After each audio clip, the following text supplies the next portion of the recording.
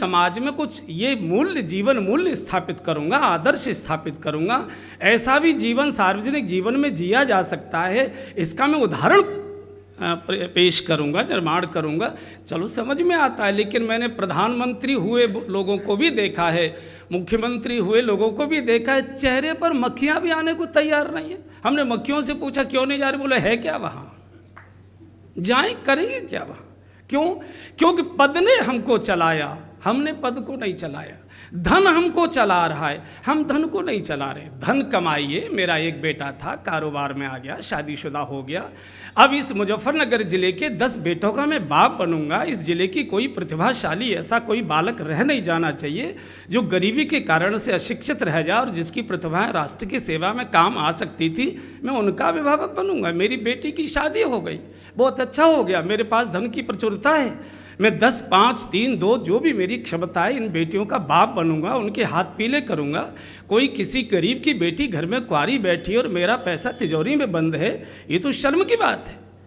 ये हो सकता है कि हम सारे देश की और सारे मुजफ्फरनगर की गरीबी दूर न कर पाएँ, लेकिन कोई भूखा सो रहा है तो मुझे पता लगता है तो मैं उसका पेट भरूंगा। कोई ठंड में ठिठुरता है, मैं उसकी रक्षा करूंगा। कोई बिना टैबलेट के प्राण छोड़ने जा रहा है तो मेरा दायित्व बनता है कि उसके प्राणों की रक्षा करूं। मरना जीना ये प्रारब्ध का विषय परमात्मा के हाथ में है, लेकिन औषधि के बिना कोई मर रहा है और मेरा धन सड़ रहा है। अभी अखबार में आपने पढ़ा होगा, मुरादाबाद में किसी के यहाँ छापा पड़ा तो करोड़ों रुपयों को दीमक खा रही थी। आदमी भूखा मर रहा है और रुपयों को दीमक खा रहे हैं। तो कोई न कोई जीवन का लक्ष्य चाहिए। हम दौड़ तो रहे, मार्ग में तो हैं, मंजिल का कुछ मालूम नहीं। गाड़ी में बैठे हैं, मंजिल का पता नहीं है। यात्रा तो हो रही है, पहुंच कहीं नहीं पा रहे। जीवन का लक्ष्य चाहिए।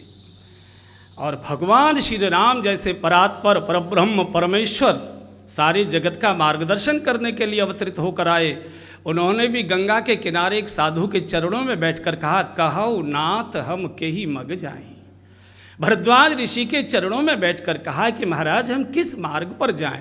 ऋषि से मार्ग भगवान ने पूछा है और जब ऋषि ने मार्ग बता दिया तो थोड़ी दूर जाकर लक्ष्मी दिखाई देने लग गया। निश्चरहीन करो मई भुजो उठाए प्रणकीन।